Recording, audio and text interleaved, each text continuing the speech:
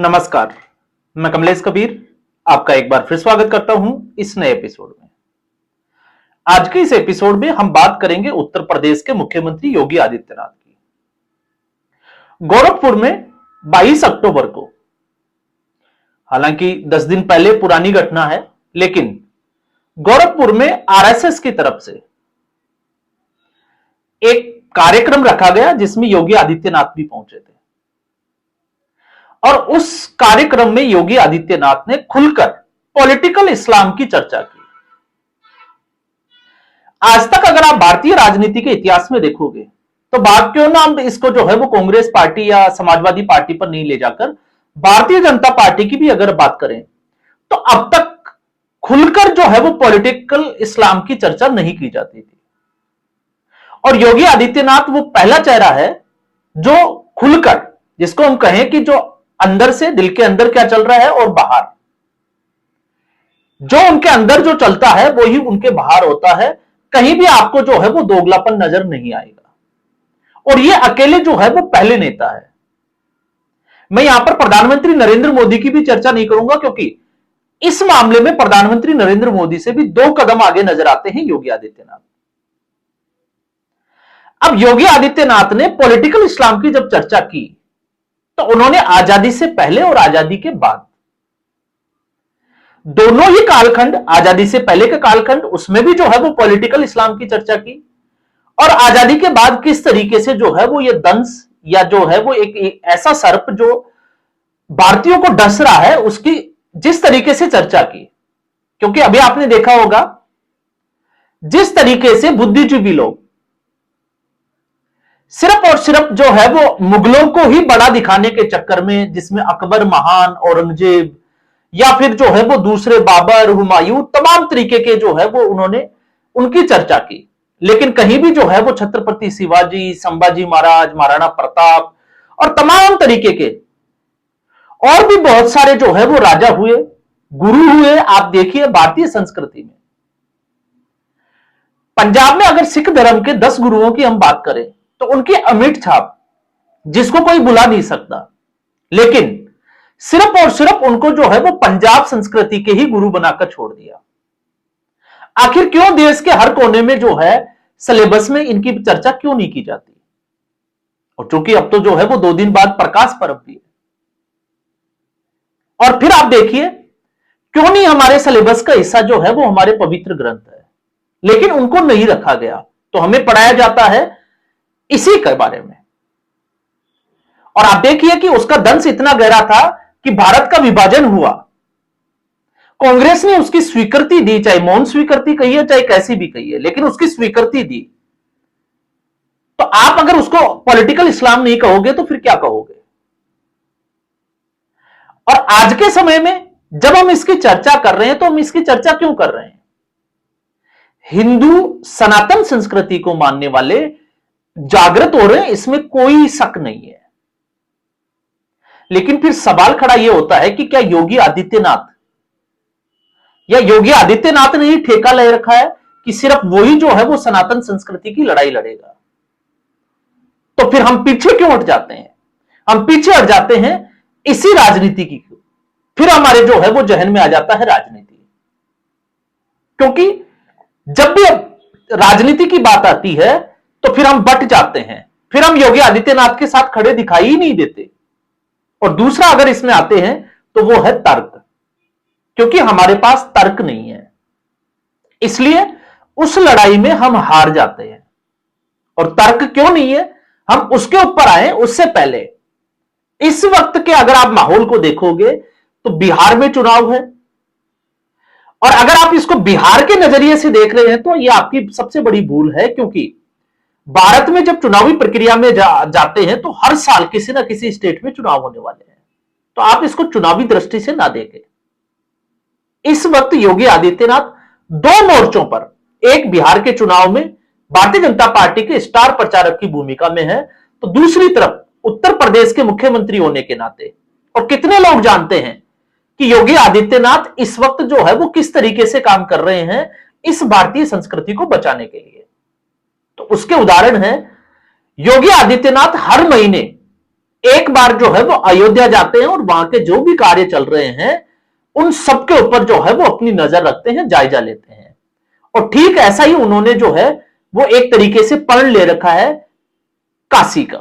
तो प्रयागराज और अयोध्या वो हर महीने एक बार जो है वो चक्कर खुद लगाते हैं। मुख्यमंत्री होते हुए भी ये जिम्मेवारी वो किसी और के भरोसे नहीं छोड़ते। ये इसका जो है वो पहला उदाहरण है। और दूसरा आप देखिए, व्यस्तम कार्यक्रम बिहार में भी वो जो है वो चुनावी रैलियां कर रहे हैं। और जब उत्तर प्रदेश की अयोध्या की इसी गोरखपुर के उस प्रोग्राम में भी उन्होंने बात की कि इस बार जो है अयोध्या में 26 लाख लगभग जो है वो 17,000 के आसपास दिए जलाए, जो अपने आप में एक रिकॉर्ड था। तो वो किसके लिए कर रहे हैं? वो इसी हमारी संस्कृति के लिए। और जब भी चुनाव आते हैं फिर हम जो है वो डिवाइड हो जाते हैं। और डिवाइड कैसे हो जाते हैं? कोई कहता है हम कांग्रेसी है, कोई कहते हैं हम सपाई है, कोई कहते हैं हम बसपाई है। फिर हम योगी आदित्यनाथ के साथ में जो है वो खड़े क्यों नहीं होते? दूसरा, अगर हम इसके बाद में बात करें, किसी नेता को खुलकर यह कहते हुए देखा है आपने कि बटोगे तो कटोगे? आखिर योगी आदित्यनाथ को क्यों पड़ी है? दूसरे राजनीतिक दल भी हैं, दूसरे राजनेता भी हैं जो अपनी राजनीतिक रोटियां सेकते हैं। क्या उनको मुस्लिम वोट नहीं चाहिए? क्या योगी आदित्यनाथ को मुस्लिम वोट नहीं चाहिए? लेकिन बावजूद इसके उनको पता है, फिर भी वो इस लड़ाई को जो है वो लड़ते हुए या लड़ाई को जो है वो जारी रखे हुए हैं। अब इसी कड़ी में अगर हम आगे बढ़ते हैं तो हमने बात की अयोध्या की और दूसरी हमने बात की काशी की।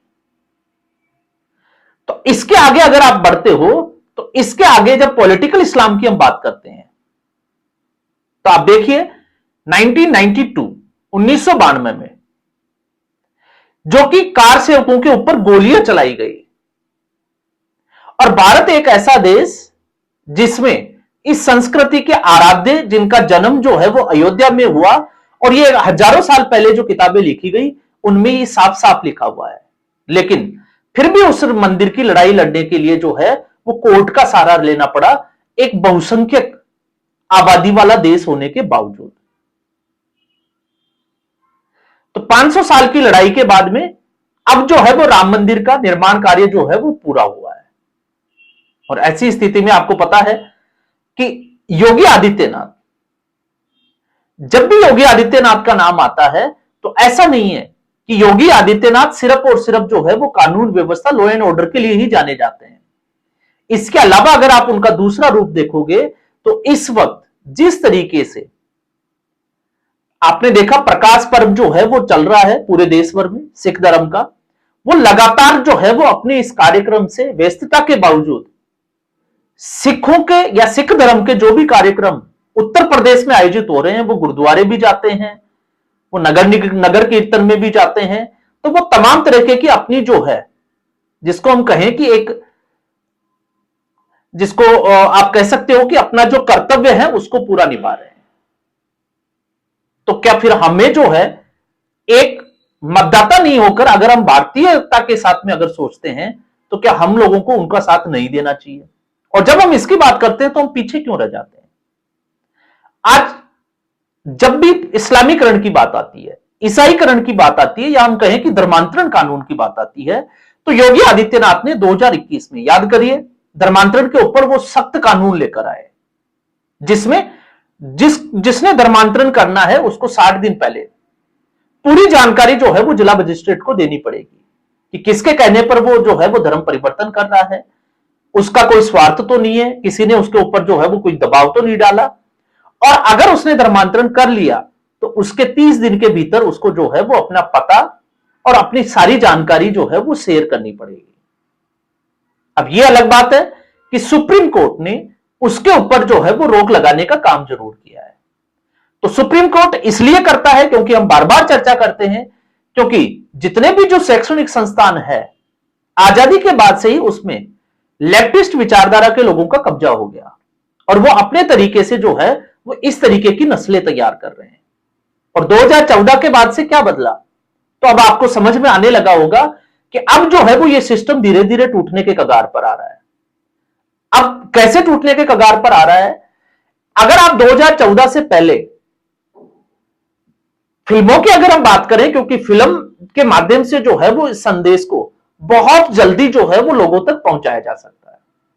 तो 2014 से पहले की जो फिल्में थी, जिसमें भारतीय संस्कृति को किस तरीके से दिखाया जाता था, और 2014 के बाद से क्या बदला, तो आप सोच के देखिए कि अगर 2014 से पहले, या हम कहें कि अगर भारतीय जनता पार्टी की सरकार नहीं होती, तो क्या कश्मीर फाइल्स मूवी जो है वो रिलीज होती, क्या केरला स्टोरी मूवी जो है वो रिलीज होती, या फिर क्या ठीक इसी तरीके की दूसरी कोई फिल्में अगर जो बनाई जा रही है संस्कृति के लिए। क्योंकि आज भी जब हम बात कर रहे हैं तो द ताज स्टोरी एक जो है वो प्रेस रावल की बड़ी अच्छी फिल्म आई है, जिसमें तर्कों के साथ में जो है वो बात की जा रही है। उसमें बुद्धिजीवियों को जो है वो आड़े हाथों लिया जा रहा है। आपने वो सीन तो देखा होगा कि आपको शर्म के मारे डूब मरना चाहिए, क्योंकि आपको सिर्फ मुगलों के अलावा ना आपको महाराणा प्रताप दिखाई देता है, ना छत्रपति शिवाजी, ना संभाजी महाराज दिखाई देते हैं, ना ही जो है वो कोई और दूसरा जो है वो दिखाई देता है। तो आखिर ये तथ्यों को जो है वो जानबूझकर छुपाया गया। और जब हम हमारी बात करते हैं तो हम लोगों ने, क्योंकि उन लोगों ने, आपने देखा होगा, जो ईसाई धर्म को मानते हैं वो अपने हाथ में बाइबल लेके घूमते हैं, और उन्होंने जो है वो आपको पढ़ना है वो आपको देकर चले जाते हैं। आप उसको टेबल पर रखें, जैसे मर्जी करें, आप उसको पढ़ें। लेकिन जब हम हमारी बात करते हैं तो हम लोगों ने उसको जो है वो, चाहे रामचरितमानस हो या फिर गीता हो, हमने इन सबको जो है वो एक पूजा करने का एक निमित्त मात्र जो है वो मान लिया है, कि हमने जो है वो लाल कपड़े में बांधना है और उसको रख देना है, सिर्फ उसकी पूजा करनी है। उसमें क्या लिखा हुआ है वो ना तो हमें पता है, क्योंकि हमें लगातार ये डराया जाता है कि अगर आप इसको छुओगे, आप इसका ये करोगे तो आपको पाप लगेगा, क्योंकि ये पूजा की सामग्री है। जबकि ये पूजा की सामग्री नहीं है, क्योंकि उसमें जो शब्द लिखे हुए हैं तो वो शब्द जो है वो उनकी अहमियत ज्यादा है। और जब हमने पढ़ा ही नहीं तो हमने हमारी संस्कृति को जाना ही नहीं। तो फिर वो लोग जो है वो अपनी ही संस्कृति को ढाल बनाकर, वो अपने जो आइडियोलॉजी है उसको ढाल बनाकर आपको अंधविश्वास के ज्ञान का पाठ पढ़ाया जाता है। अब कैसे पढ़ाया जाता है? जब आप लगातार ये सुनते होंगे कि हिंदू धर्म में अंधविश्वास है, ब्लाइंड फेथ है, तो आप किसी एक धर्म की बात करिए जिसमें जादू टोना ना हो और या ब्लाइंड फेथ ना हो। अगर आप ये कहते हो कि क्रिश्चियनिटी में, तो क्रिश्चियनिटी में आपने देखा, अभी बिहार चुनाव है, मैं उस कॉन्टेक्स्ट में इसको जोड़कर देख रहा हूं कि लालू प्रसाद यादव जो है वो हैलोवीन जो पर्व मनाया जाता है वो मनाते हुए दिखाई दे रहे हैं। जबकि आपको सावन से जो है वो प्रॉब्लम है, कांवड़ यात्रा से, आपको छठ पूजा से जो है वो प्रॉब्लम है, आप जो है वो दिवाली पर ज्ञान देने बैठ जाते हैं। जबकि हैलोवीन किसका प्रतीक है? हैलोवीन प्रतीक है जादू टोनों का, भूत प्रेत का। और ये किस संस्कृति का पर्व है? ये वेस्टर्न कल्चर का, जहां पर पूरी तरीके से जो है वो ईसाई आबादी रहती है, अमेरिका जैसे देशों का पर्व है। तो फिर ये, अगर ईसाइयों में अगर ये ब्लाइंड फेथ था ही नहीं, अंधविश्वास ही नहीं था, तो फिर ये कहां से आया? लेकिन यही जब हिंदू धर्म का कोई व्यक्ति करता है तो फिर उसको अंधविश्वास के साथ जोड़ दिया जाता है। इस्लाम में क्या काला जादू नहीं है? तो इस्लाम में भी वो जो है वो ठीक उसी तरीके से ताबीज बांधे जाते हैं, लेकिन उसकी बात कोई नहीं करता। क्यों नहीं करता? क्योंकि ऐसे लोगों को राजनीतिक से, जो मुल्ले मौलवी हैं, जो इस खेल में जुड़े हुए हैं, उन लोगों को साथ जो है वो राजनीतिक दल खड़े दिखाई देते हैं, उसके साथ सुप्रीम कोर्ट खड़ा हो जाता है। और फिर आप देखिए एक गजब सा जो है वो वाकया, हिंदू धर्म में कि धर्म कोई भी हो, देश कोई भी हो, उसमें अगर कोई अच्छाई होती है तो उसके साथ साथ कोई बुराई भी होती है, और बुराइयों का निवारण होना चाहिए। और इस दिशा में बड़े कदम उठाए जा रहे हैं, चाहे वो ज्योतिबा, जो आप फुलेराव की बात कर लें, चाहे राजा राम मोहन राय की बात कर ले, जहां सती प्रथा की बात की। जब फुलेराव की, ज्योतिबा की हम बात करते हैं तो उन्होंने जो लड़कियों की शिक्षा थी उसके लिए स्टेप उठाए। तो ऐसे उस वक्त भी जो है वो क्रांतिकारी विचारक थे इस देश में, जिन्होंने इस दिशा में काम किए।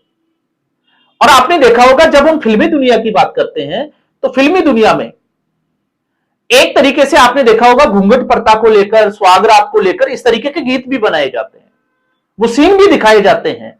लेकिन क्या कभी आपने सोचा कि हलाला के बारे में कुछ दिखाया गया हो आज तक? तो उसके बारे में जो है वो कहीं भी चर्चा नहीं होती। क्यों नहीं होती?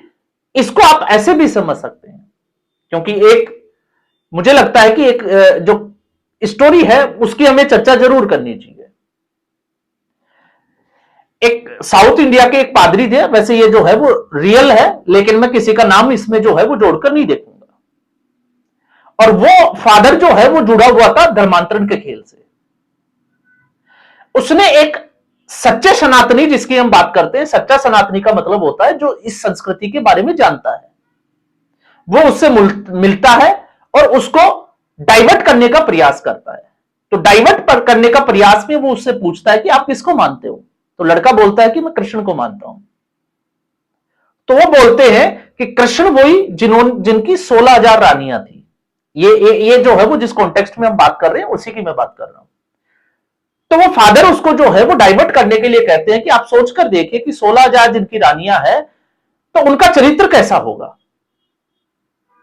अब हम इसको उस लड़के के जवाब से जो है वो लड़का सुनता रहा, लेकिन लड़का जो है वो सच्चा सनातनी था। मैं इसलिए कह रहा हूं क्योंकि उसने वो चीजें पढ़ी थी। तो उसने जो है वो एक बात बोली कि वो जिस प्रेमिकाओं की बात की जाती है, कृष्ण के साथ उनको जोड़ा जाता है गोपिकाओं को, तो उन्होंने पूछा कि जो नन जो बनती है ईसाई धर्म में, जो सिस्टर बनती है, उसकी प्रक्रिया क्या है। तो फादर समझ गया क्योंकि उसमें एक फ्लेज लेनी होती है, और उस फ्लेज में उसने बताया, फादर तो समझ गया लेकिन उस लड़के ने बताया कि जो सिस्टर बनती है वो प्रतिज्ञा लेती है कि अब जो है वो मैं जीवन पर्यंत कुंवारी रहूंगी और मेरे पति के रूप में मैं प्रभु यीशु को जो है वो स्वीकार करती हूं। तो इस हिसाब से प्रभु यीशु की कितनी जो है वो जिसको कहें कि रानियां हो गई, कितनी प्रेमिकाएं हो गई। तो ये उस लड़के ने हिम्मत क्यों दिखाई? क्योंकि उसने अपने ग्रंथों को तो पढ़ा, लेकिन साथ में दूसरे धर्म के जो ग्रंथ थे उनको भी पढ़ने का प्रयास किया। उसको पता था कि इसका जवाब जो है वो इस तर्क की काट जो है वो यहां से निकल कर आएगी, लेकिन हमारे पास जो है वो तर्क नहीं होते और हम उस खेल में फंस जाते हैं और हम समझ बैठते हैं कि हां ये गलत है। तो आप देखिए किस तरीके से भगवान कृष्ण को जो है वो गलत तरीके से जो है वो प्रेजेंट किया जाता है। चाहे फिर वो राधा के साथ आप देख लीजिए, क्योंकि जब भी राधा राधा की बात आती है तो आप सोचकर देखिए भगवान कृष्ण कौन थे। अगर आप उसको समझोगे तो वो एक योगीश्वर थे। योग करना, योग सिखाना, उसमें उनको महारत हासिल थी। जैसे भगवान राम के आगे मर्यादा पुरुषोत्तम, वैसे योगीश्वर, युग पुरुष या हम कहें कि योगी पुरुष जो है वो कृष्ण थे। तो जब हम इंगला पिंगला और सुषुम्ना नाड़ियों की बात करते हैं, जो जहां पर हमारा धारा प्रवाह जो है वो सहस्त्रार चक्रा से मूलाधार चक्रा की तरफ जाता है, मतलब नीचे की ओर जाता है, तो उसको योगा की प्रक्रिया के द्वारा उस धारा प्रवाह को उल्टा कर देना। तो उसमें देखिए कृष्ण की जब हम बात करते हैं तो कृष्ण का मतलब काला। तो आंख बंद करके जब हम बैठते हैं और इंगला पिंगला का जब हम शोधन करते हैं तो वो धारा जो है वो उल्टी हो जाती है और धारा का उल्टा ही होता है राधा। लेकिन ये उस स्टोरी को पता नहीं कहां से कहां तक क्यों लेके गए, क्योंकि हमें उसकी जो है वो जानकारी नहीं है। और फिर उसके बाद में आप देखिए भगवान, जब मर्यादा पुरुषोत्तम राम की बात की जाती है, हम हर बार बात करते हैं वो मर्यादा पुरुषोत्तम थे। और जब सतयुग से लेकर कलयुग तक हम देखते हैं तो सतयुग में आप देखोगे तो सतयुग में जो है वो राक्षस प्रवृत्ति के लोगों के लिए एक अलग लोक की व्यवस्था थी, और जो धार्मिक प्रवृत्ति के लोग थे जिनको हम देवताओं की श्रेणी में रखते हैं उन लोगों के लिए अलग लोक की व्यवस्था थी। फिर अब आते हैं त्रेता में। तो त्रेता में क्या हुआ? एक ही लोक में दोनों निवास करने लगे, जहां पर भगवान राम भी थे तो राक्षस राज रावण भी थे। फिर द्वापर में क्या हुआ? एक ही परिवार में यह बुराई आ गई, एक तरफ पांडव और दूसरी तरफ दुर्योधन कौरव। और आज की स्थिति में अगर कलयुग की हम बात करें तो यह स्थिति जो है वो एक ही शरीर के भीतर आ गई। तो आज 5 पांडव और कुरुक्षेत्र, ये हमारा जो शरीर है वो कुरुक्षेत्र, और 5 पांडव जो हमारी इंद्रियां हैं, जो लगातार बुराइयों के साथ जो है वो लड़ाई लड़ती रहती है, जो हमारी प्रवृत्ति है। तो जब हम बात करते हैं इसकी, क्योंकि आपने देखा होगा जब भी किसी मुस्लिम धर्म के व्यक्ति को आप ये कहते हो कि धर्म में 4 शादियां करना जो है वो क्या गलत है या सही है, तो वो तुरंत से जो है वो बात करते हैं महाराजा दशरथ की। क्योंकि दशरथ के कितनी पत्नियां थी? 3। आपको पता ही है लेकिन अगर आप उसको ग्रंथ को पढ़ोगे तो समझोगे कि ये एक्चुअल में जो है वो 3 पत्नियां नहीं थी। जिसने भी ये लिखा बड़ी बारीकी से लिखा। ये 3 गुण थे, रजगुण, तमगुण और सतोगुण। और इनके 4 बेटे राम, लक्ष्मण, भरत और शत्रुघ्न। और जब आप इनकी स्टोरी को समझोगे तो आप देखिएगा धर्म, अर्थ, काम और मोक्ष। मोक्ष, धर्म, तो धर्म के साथ जो है वो भगवान राम को जोड़ा गया, सॉरी भरत को जोड़ा गया। मोक्ष भगवान राम को जोड़ा गया। काम के साथ जो है वो लक्ष्मण को जोड़ा गया। और अर्थ शत्रुघ्न, तो शत्रुघ्न का काम जो है उस ग्रंथ में यही दिखाया गया कि प्रजा से जो है वो टैक्स कैसे लेना है, विकास कार्यों को कैसे देखना है। तो वो सारे काम जो है वो देखरेख का काम वो शत्रुघ्न को दिया गया। काम और क्रोध ये दोनों जो लक्षण है, तो ये दोनों जो है वो लक्ष्मण में थे। और इसको कंट्रोल कौन कर सकता है? इसको वही व्यक्ति जो है वो कंट्रोल कर सकता है जिसको मोक्षत्व की प्राप्ति हो गई हो। और उसमें जो है वो राम हमें दिखाई देते हैं, इसलिए लक्ष्मण को जो है वो राम के साथ भेजा गया। और फिर धर्मात्मा अगर किसी की बात करें तो फिर वो उसमें नाम आता है भरत का। तो अगर आप इसको पढ़ोगे, जानोगे तो आपको समझ में आएगा। इसलिए मैंने कहा है कि क्या सिर्फ और सिर्फ जो है वो योगी आदित्यनाथ ने ही ठेका ले रखा है कि सिर्फ उनको ही काम है कि वो भारतीय संस्कृति की रक्षा करें और उसके लिए जो यत्न प्रयत्न उनको करना पड़े वो उसके लिए करेंगे। लेकिन हम लोग जो है, क्योंकि हमने उनको जिता दिया, मुख्यमंत्री बना दिया, तो अब हमारी जिम्मेदारी जो है वो इससे हट जाती है। तो अब मुझे लगता है कि इससे जो है वो हर देशवासी को बाहर निकलने की जरूरत है। तो आज के एपिसोड में बस इतना ही। उम्मीद करूंगा वीडियो एपिसोड आपको पसंद आया होगा। वीडियो को लाइक करें, शेयर करें, चैनल जरूर सब्सक्राइब करें। धन्यवाद।